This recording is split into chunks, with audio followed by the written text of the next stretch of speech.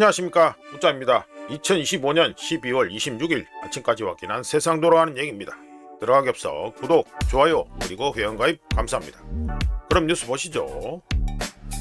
윤석열 내란 재판 첫 구형 나온다. 오늘 체포 방해 혐의 결심 공판이다. 이상민, 최상목 등이 신문으로 정의신문으로 나오고 2026년 1월 16일에 1심 선고가 나온다 이러네요. 내란 특검 구형량 주목한다. 주목이고 나발이고요. 이재명 정권 탄생 하나만으로 해가지고 이재명 정권을 갖다가 탄생시켜줬다. 그 하나만으로 해가지고요. 윤석열이는 그냥 우짜 개적으로는 죽을 때까지 깜빡 있었으면 좋겠다. 예, 그렇게 얘기합니다. 뭐 계속 반복해서 얘기하는 거죠. 우짜가 계속해서 반복해서 얘기합니다. 정말 역사의 길이 남을 희한한 자폭질을 해가지고 이재명 정권을 탄생시켜줬다. 뭐 그래 봅니다. 지금 아니었으면 지금 보세요. 지금 뒤에 후반에 얘기 후반도 아닙니다만 조금 이따가 얘기 나오겠습니다만 한국은행 총재 등등 해가지고 이거 다 걸려 있어요. 이거 희한한 타이밍에 자폭질 했다니까. 이 인간 이거는 넘어가고요.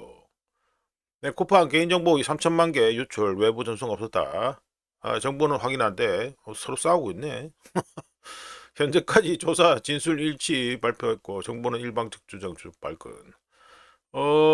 정비 정권인데 한 가나 한 가봅시다. 어찌 되는지 한번 보자. 유출자 언론 보도에 놀라 데이터 삭제, 노트북 일부 하천에 폐기했다. 그런데 회수했다. 네, 쿠팡은 진심으로 사과하고 고객 보상 방안 조만간 발표한다. 예, 뭐 그래 하네요. 예, 그래 하고 뭐 알아서 하면 되고. 예, 알아서 하면 되고 뭐 이거 사태 터지고 한 달이 훌쩍 넘어가지고 뭔 태스크포스 뭐 만들어진 많이 쇼하고 자빠졌는데 뭐 알아서 하면 되고요. 뭐 넘어가자 뭐.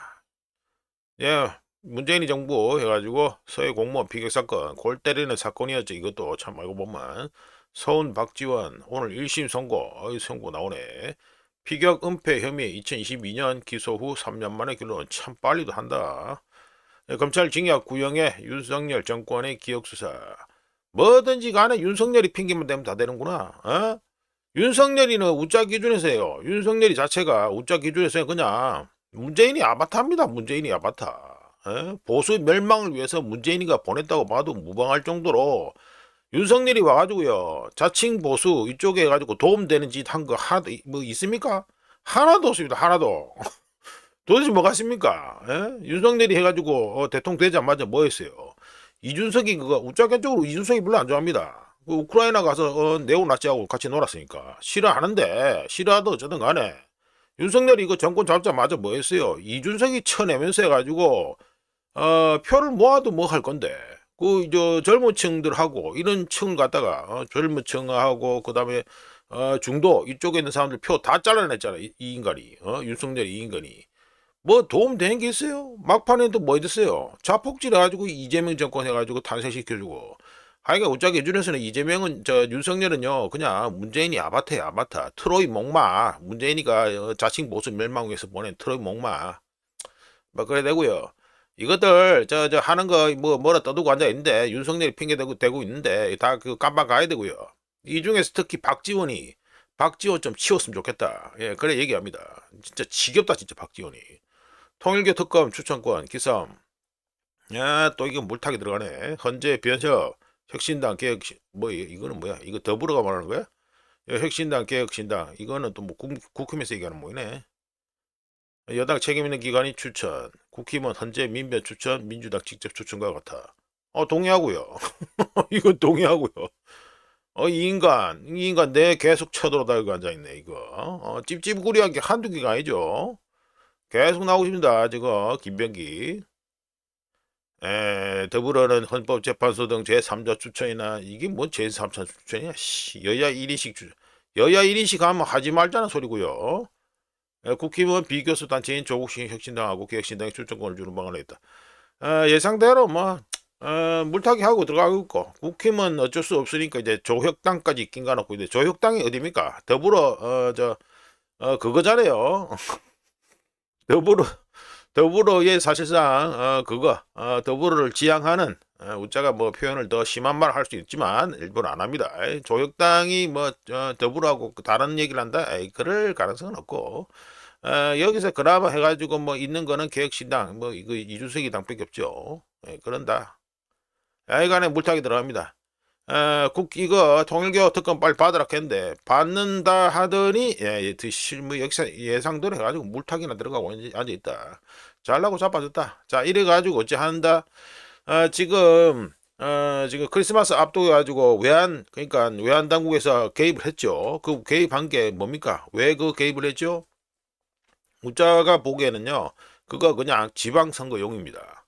우리나라 펀더멘탈이나 체력으로 가지고요, 지금 현재 그 펀더멘탈 자체가 지금 계속해서 우리나라 원화가 싸지는 방향으로 가는데, 지금 개입해서 하는 거는 이 끝발을 갖다가 올리는 거, 약발을 올리는 거요, 대략 한 지방선거 때까지만 가능하다. 우자 개인적으로 봅니다. 물론 오늘부터 또 어찌 돌아갈런지를 봐야 되는데, 하여간에 이거 지방선거 때문에 이 짓 하는 거고, 지방선거 때문에 통일교 특검 당연히 안 받아야 되겠죠. 예, 당연히 안 받아야겠죠. 하지만 선거에 지면은 그때도 다 모른다. 예, 넘어가고요. 예, 김병기 사생활 의혹 보도에 전직 보좌관 공익 제보자 행세한다. 정말 지저분하다. 아 진짜. 예? 비밀 대화방송 내란 희화와 구의원 성희롱 뭐야 이거. 병원 특혜 이용 보도도 나왔다. 예약 부탁이 특혜 의전 지시로 둔갑했다. 참, 이거 한두 개가 아니에요. 인간이 한두 개가 아니라니까. 그리고 모르는 사람들은 이 국정원 출신이라 가지고 무슨 이쪽이가 무슨 정부 이쪽에 주특기를 가진 인물로 생각하는데 아니죠. 김병기 이력을 한번 찾아보세요. 김병기는 정보나 이쪽이 아닙니다. 이런 인간이 이거 진짜 이제 벌써 나온 게 뭐예요? 쿠팡 나왔죠. 뭐 호텔 가서 밥 먹죠. 호텔 예약 잡아준 것도 있죠. 뭐 어딘가 태국인가 어딘가 그 가는 것도 나와 있죠. 뭐 온 천지에 이 병원 이것도 나와 있고, 지 아들 해가지고 MRI 찍는 것도 쳐 나오고, 뭐야 이거 뭐 하나 보이는데. 아들이 우크라이나 작전에서 다쳤다고? 아이고 우크라이나 작전에 누가 가락했냐? 잘 돌아간다. 무슨 우크라이나 작전이 티 나오냐? 한번 까봐라. 이제 우크라이나 가서 무슨 작전을 뛰는지. 네오나치 도와줬네. 잘 돌아간다. 네오나치 도와줬네. 예, 10월 말 은행 연체율 0.58% 상승, 부실 확대 우려. 아이고 걱정되네. 예, 10월 말 국내은행의 원화 대출 연체율이 전월보다 상승했다. 상승해도 상승 아니에요. 0.07%, 0.10%, 0.04% 계속 오르네. 예, 마이너스가 없습니다. 마이너스 꼭 계속 오르고 있습니다. 10월 말 국내은행의 원화대출 연체율이 1개월 이상 원리금 연체 기준으로 0.58%로 전월 말보다 0.07% 올랐다. 8월 말보다는 낮다. 예. 예, 동생은행은 분기 말 연체 채권 관리를 강화하기 때문에 연체율은 분기 중 상승했다가 분기 말 하락하는 흐름을 보인다. 이걸 뭐 관련해서 뭐 분기 말에 이거 밸런스 시트 맞추는 작업하는 것 중에 또 다른 게 뭐냐면 윈도우 드레싱 뭐 이런 것도 있습니다. 그 미국의 그 영래포 그 사용하고 이런 거 해가지고 관련해가지고 윈도우 드레싱 같은 것도 있고요. 하여간에 그 연말 그리고 분기 말 이때 해가지고 은행들의 경우 밸런스 시트를 갖다가 정리를 좀 합니다. 기업 대출 연체율이 0.69%로 전월 말보다 0.08% 상승했고, 아이고 신규 연체액 발생은 2조 9천억, 뭐 어마어마한데. 연체 채권 정리 규모는 줄었고, 중소법인 연체율은 전월 말 대비 상승폭이 가장 더 컸다. 아이고 걱정되네. 가계대출 연체율도 0.42%로 전월보다 0.0%, 0.03% 상승했다. 다 올랐네요. 예, 다 올랐습니다. 주택담보. 이것도 올랐고 다 올랐네. 예, 다 올랐습니다. 걱정되네요. 지금 뭐 이제 그 뭐 인플레이션 그다음에 뭐 이거 뭐 돈 쳐뿌리고 그다음에 확장 재정에 이제 확장 재정한다는 저 내년에도 해가지고 살림살이가 뭐 허벌허벌해진다는 소리고 뭐 그 환율은 개판이고 아이간에 엉망진창이다. 이런 가운데 은행 여체율이 상승 중이다. 별로 좋은 소식 아닙니다. 자 넘어가고요. 삼성 엑시노스의 자체 모바일 GPU 씁니다. 기술 자립 성공. 진짜로? 엑시노스 2600 탑재 시작. 차기작부터는 100% 기술 내재화. 네. 뭐 엑시노스 우짜게 쪽으로 뭐 삼성전자에서 해가지고 이거 잘 됐으면 좋겠습니다. 뭐 여러 차례 말씀드립니다만 잘했으면 좋고요. GPU를 독자 개발해가지고 끼군다고? 예, 2200부터 2500 모델까지는 미국 AMD로부터 GPU를 공급받아 탑재했는데 2023년부터 독자 GPU 설계 착수했고 2600부터는 엑시노스 2600부터는 독자 기술로 GPU를 탑재한다. 예, 잘 됐으면 좋겠습니다. 예, 잘 됐으면 좋겠고요. 그런데 삼성폰 솔직히 말해서 좀 가성비가 좀 별로입니다. 우짜 기준에서는요, 가성비가 좀 별로입니다. 이거 같은 가격대 해가지고 지금 찾아볼 만한 게 뭐냐면 이제 뭐 LG 폰 이런 건 없으니까 보면은 이제 중국 폰이거든요. 중국 스마트폰인데 차이가 너무 나요. 그러니까 어쩌가 보니까 이거 뭐 솔직히 말해서 그 국산 그 애용하자 이거 아니면 우짜 같은 경우에도 그 국산품 이거 얘기 안 하면은 중국산 살 것 같아요. 너무 차이가 너무 납니다. 가성비가 좀 똥망이에요, 똥망. 좀 가성비를 갖다 좀 맞추고 그리고 안에 들어간 것도 부품이라는 것도 좀 좋은 걸 좀 맞춰줬으면 좋겠다. 그렇게 생각합니다. 어쩌겠적으로. 지금 아시는 분도 아시겠죠. 랭가 멋으로 많이 올랐죠. 이거 오픈 AI 쪽에서 이거 삼성하고 SK 하이닉스 이 물량 땡기는 바람에 랭값이 그냥 폭등해 버렸습니다. 내년에 이거 보자 스마트폰하고 뭐 컴퓨터 값은 말할 것도 없고 이 스마트폰 값도 내년에 많이 오를 것 같아요. 그러니까 혹시라도 뭐 보조 배터리 낀 거고 다니면 되니까 혹시라도 스마트폰 사실 분들은 내년 모델이 아니고 올해 모델이라도 사야 되지 않겠나. 예, 엄청 많이 오를 것 같습니다. 보니까 스마트폰 값이 많이 오를 것 같다. 컴퓨터는 이미 엄청 올랐고요. 자, 넘어가고 하는 내년 물가 성장, 집값, 환율 봐가며 금리 인하 여부 결정한다. 우짜가 보기에는 힘들다 봅니다. 이미 돈 쳐버렸고요. 확장 재정 뭡니까? 빚 해가지고 돈이나 계속해서 해가지고 빚 뿌리는 돈 뿌리는 거 확장 재정이고 이렇기 때문에 금리 인하는 좀 많이 어렵다 보고요. 우짜계적으로 이창용 사장님도 나왔다시피 이창용이 내년 해가지고 저 임기가 끝납니다. 내년 4월에 끝나든가 6월에 끝나든가 그러던데. 하여간 저 이창용이 가지고 임기가 끝나는데요. 이창용이 끝난 다음에 이재명이 이창용 연임을 할 건지 아니면 이창용 대신에 다른 누군가를 넣을런지 거기만 관심이 있습니다. 우짜계 쪽으로. 지금 현재 지금 우리나라 돈 돌아가는 거 상황을 보면요. 금리 인하 힘듭니다. 그리고 우짜가 이틀 전인 거 말씀드렸죠. 4연속 금리 동결하면서 사실상 금리 인하 사이클이 끝났다는 신호를 갖다가 뭐 한은에서 주고 있다. 그렇게 우짜가 코멘트 한 바 있습니다. 자, 넘어가고요. 자, 어제 뭐 크리스마스였기 때문에 우리 시간으로는 크리스마스, 미국 애들 기준으로는 아직 크리스마스이기 때문에 뉴스가 별로 없습니다. 예, 그래서 뭐 널널하게 오늘 40분 안에 끊어보자. 자, 오늘부터 다시 해가지고 뭐 환해가지고 외환시장 해가지고 돌아갈 텐데 일단은 보시면 해가지고 짝대기 길게 하나 찍었죠. 예, 주간으로 봤을 때 짝대기 길게 찍었습니다. 지난 하나, 둘, 셋, 넷, 다섯, 5주 그리고 6주까지 해가지고 다 엎어버리는 아주 어마어마한 출렁임이 있었다. 언제? 크리스마스 이브에 해가지고 있었다. 이게 되는데 오늘 어떻게 될란지, 오늘 환율이 어떻게 될란지, 그러니까 오늘 환율은 전적으로 우리가 보기에는 거의 다 국내 수요라고 봅니다. 국내 달러 수요가 이거 우리나라 오늘 환율을 갖다 결정할 거라고 보는데 이게 얼마나 되는지 이게 좀 궁금하고요. 뭐 기억하시겠지만 이거 저 24일 날 해가지고 12월 24일 해가지고 1444.9원 네, 그뭐 그 뒤에 25일까지도 해가지고 이어집니다만 하여간에 1444원 뭐 정확하게는 1444.9원 뭐 여기 맞춰놨었는데 웃자 가지고 캡처한 시간은 7시 10분인데 이때 해가지고 1446.44원 요래 되는데 그 뒤에 웃자가 요 라인이 요래 되고요. 실제로는 어디마다 1446.93원이 됩니다.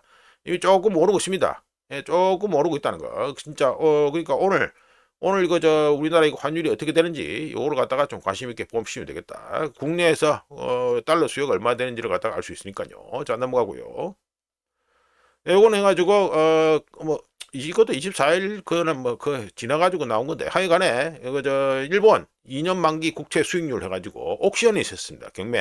경매가 있었는데 예 1.0% 돌파했습니다. 돌파해가지고 2년 만기 일본 국제 수익률도 1.0%를 돌파해서 1.127%가 됐다. 자, 이거는 엔캐리 트레이드하고 관련돼 있으니까 항상 유익 있게 주의를 기울여 가지고 항상 보셔야 된다. 계속 우짜가 지겹게 말씀드립니다.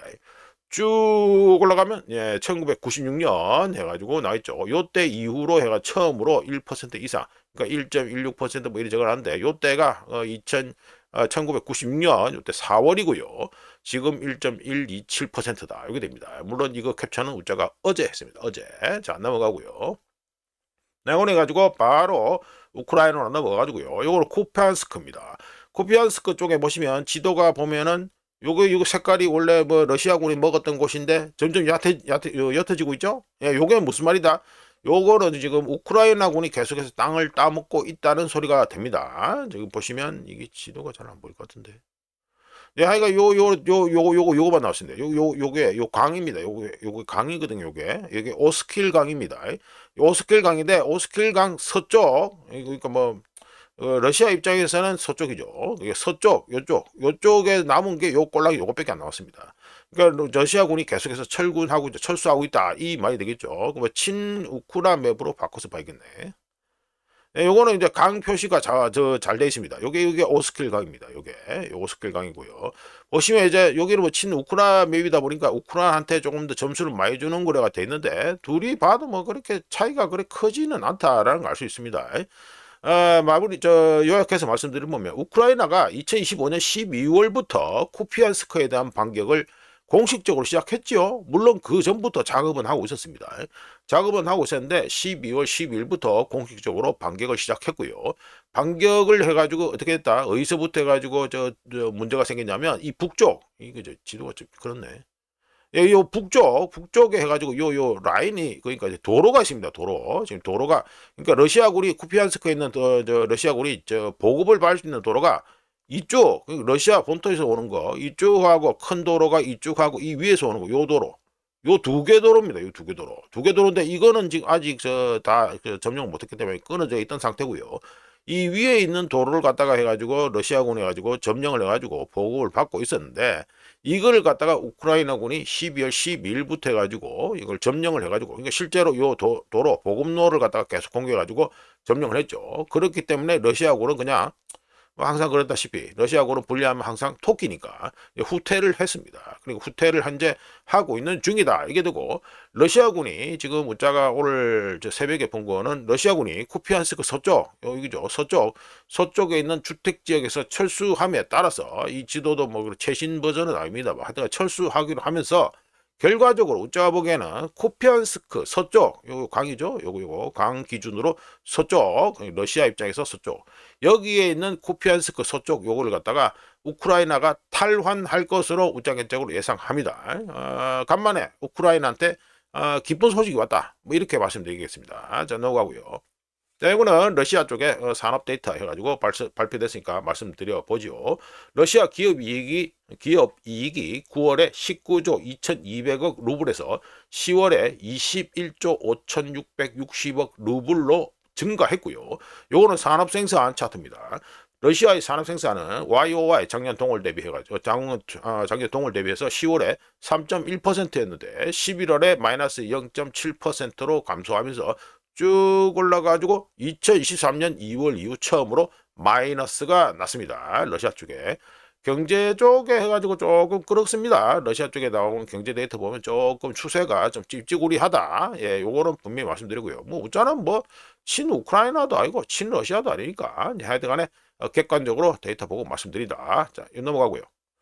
자, 요거는 로이터입니다. 로이터에서 나온 건데, 예, 특종해가지고 미 해안 경비대가 예, 베네수엘라하고 연결돼. 베네수엘라하고 뭐 그 석유 싣고 나오고 이런 거 그런 거 말하는 거죠. 탱커니까 유조선 이거를 갖다가 압류하는 그게 부족하다 이거죠. 렉포스 투 시지 되니까 부족하다. 뭐 그러니까 뭐 장비든 뭐 병력이든 이게 없다 이 소리가 됩니다. 뭐 이리 말해도 19분이네. 예, 뭐 해양 경비대. 예, 베네수엘라 해가지고 그쪽으로 가는 거, 유조선을 갖다가, 뭐, 압류하려고, 그리고 압류하려고 승선 요청을 했다, 승선 시도를 했다, 이래 되는데 그게 안 됐다, 이 소리죠. 예, 이거 뭐 다 얘기하면 그렇고, 못자가 해가지고 요약해서 말씀드리겠습니다. 오늘은 뭐 무조건 40분 안에 끌어야죠. 자, 파나마 선적 유조선 벨라 1호라고 해가지고 여기에 승선을 하려고 했습니다. 누가? 미 해안 경비대가요. 미 해안 경비대가 승선하겠다. 이거 니그 배에 올라타가지고 니거 압류하겠다라고 해가지고 승선 요청을 했는데 이 파나마 선적 유조선 벨라 1호가 토했습니다. 까놓고 실제적으로 말씀드려서 벨라 1호 여기는 국기는 파나마 국기를 달고 있지만 실제 주인은 이란입니다. 이란. 예, 이란 유조선이라고 보면 됩니다. 여기가 미 해양경비대 승선 요청을 갖다가 거부하고 토했고요.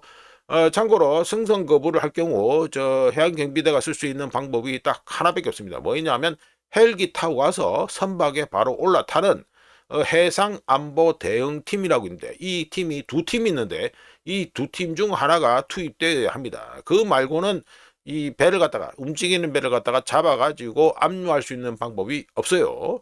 그런데 이거 벨라 1호가 토꼈거든요. 예, 토끼인데 성공했습니다. 그러면 이거 벨라 1호만 이 건만 나고 끝나면 상관없는데, 다른 배들까지 이제 똑같이 벨라 1호처럼 이제 승선 거부하고 토낀다. 이러면은 이제 좀 계산이 좀 복잡해지죠. 이러면 어떤 계산이 나온다? 미 해양경비대가 베네수엘라 항구 내로까지 들어가서 선박들, 즉 자신들이 지명한 선박들을 갖다가 납포하는 실질적인 봉쇄 작전을 펼쳐야 된다는 문제가 있습니다. 자, 이러면 어떻게 됩니까? 전쟁 가는 거죠. 예, 그러면 전쟁 가는 겁니다. 근데 실제로 그걸 하기가 상당히 힘들다. 예, 이거는 분명히 아셔야 되고, 이런 가운데 미 해안경비대 사령관인 케빈 런데이 제독은 2차 세계대전 이후 지금처럼, 그러니까 2025년 현재처럼 미 해안경비대의 준비태세가 부족한 적이 없었다라고 불평을 했습니다. 뭐 의미심장하죠. 자, 넘어가고요.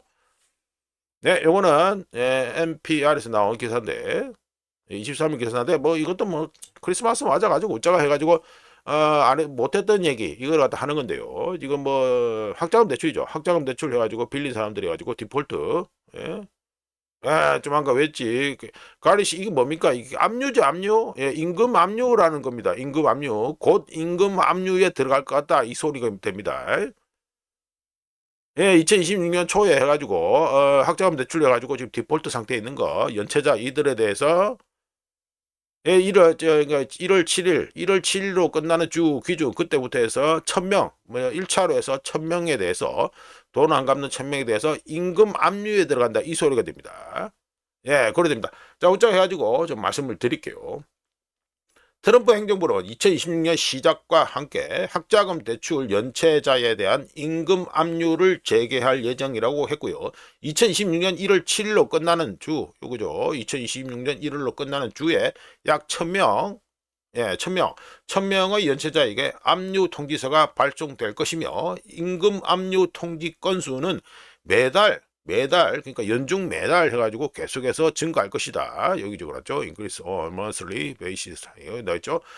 연중 계속해서 매달마다 증가할 것이다. 이렇게 예상되고 있습니다. 학자금 대출 연체는 일반적으로 미국에서 270일 이상 대출금을 상환하지 않은 경우에 지정이 되는데요. 연체 시에 연방정부는 세금 환급금과 사회보장 혜택을 압류하거나 고용주에게, 그러니까 이 연체자들이 지금 일하는 곳, 거기 저 고용주에게 연체무자에게 주는 급여 중 최대 15%를 갖다가 원천 징수하도록 명령해서 채무, 즉 빚을 징수할 수 있습니다. 단 채무자는 임금 압류가 시작되기 30일 전에 미 교육부로부터 통지를 받아야 되고요. 임금 압류한다. 예, 이렇게 통지를 받아야 됩니다. 이 관련해서 우자가 이거 학자금 대출 연체 관련해서 12월 17일 뉴스모함에서 해가지고 미국 학자금 대출 연체율 얘기를 좀 많이 했습니다. 많이 길게 얘기했는데 그거 뭐 또 하긴 그렇고, 관심 있는 분들은 12월 17일 뉴스모함 보시면 되고요.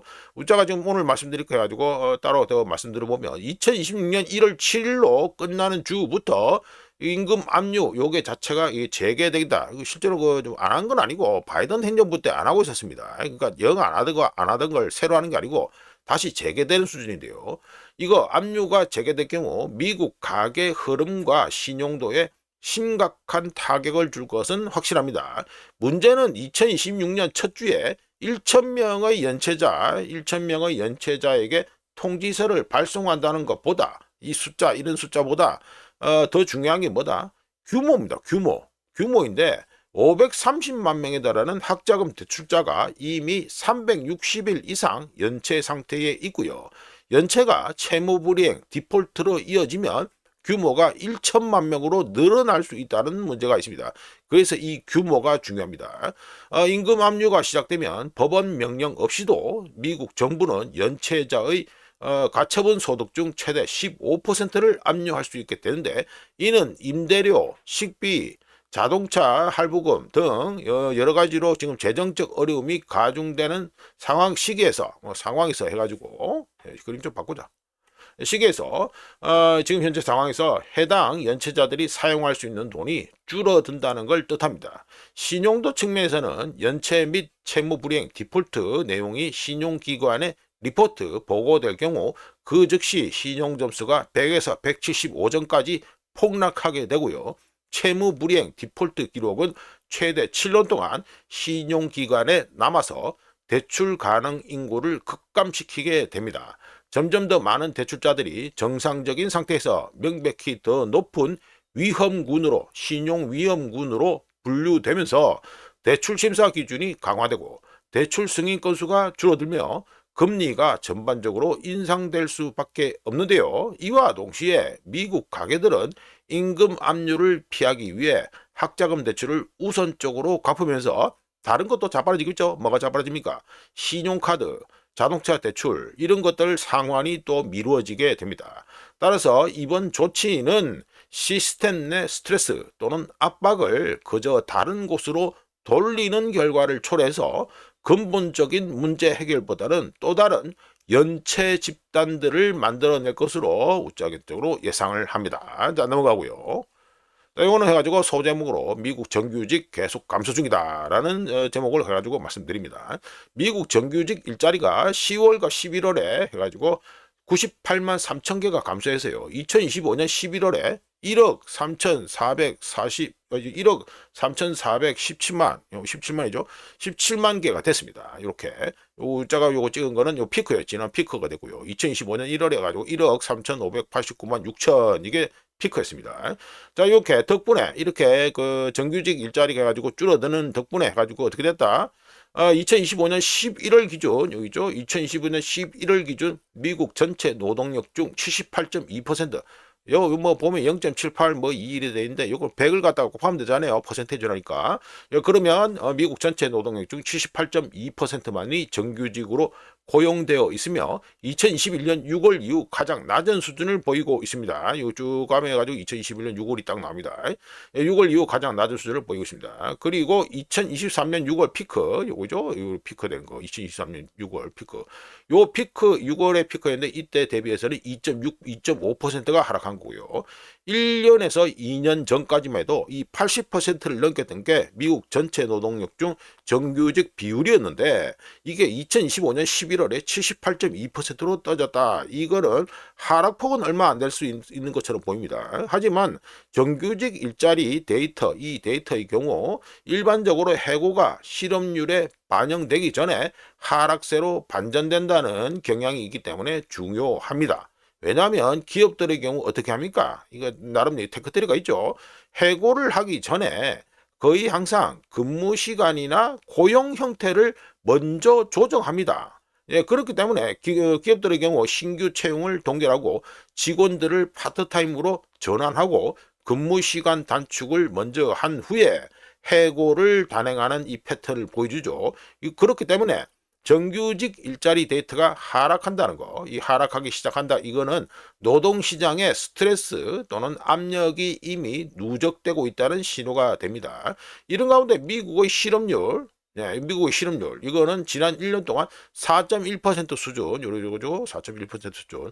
여기에서 4.6%로 소폭 상승하면서 이건 역시 언뜻 보기에는 그리 심각해 보이지 않지요. 하지만 미국처럼 큰 노동시장, 인구가 3억 명이 넘으니까 미국처럼 큰 노동시장에서 수십만 명의 실업자가 더 생겼다는 걸 의미하고요. 요 꼴락 얼마 안 올라갔다 하더라도 상황이 나아지는 게 아니라 더 나빠지고 있다는 걸 뜻합니다.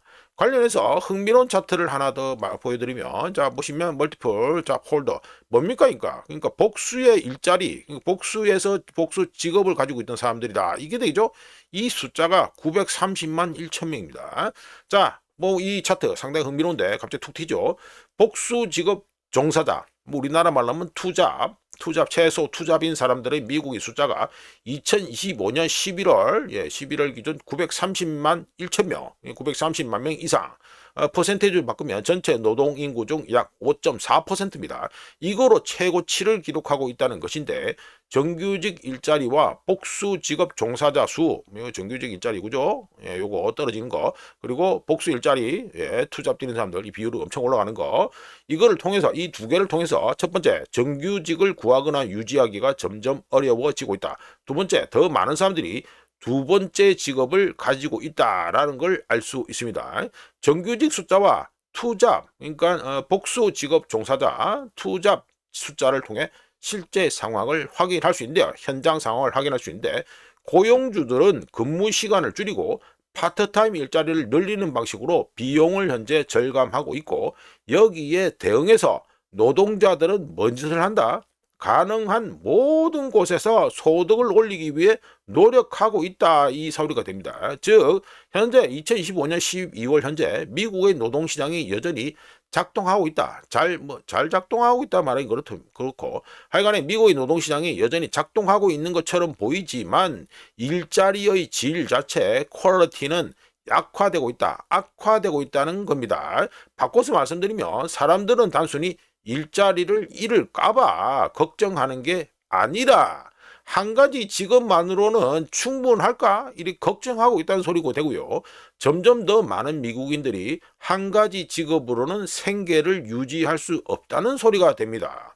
정규직 비율이 줄어들고 실업률이 상승하고 이와 동시에 복수 일자리, 복수 직업 종사자들이 늘어난다는 것은 전형적인 일자리 질, 일자리 퀄리티 저하 현상이며, 다음 단계는 뭐가 되겠습니까? 신용경색, 이거 일을 너무 많이 하다 보니까 어떤 거 당하게 되죠? 번아웃, 그리고 소비 위축, 이렇게 됩니다.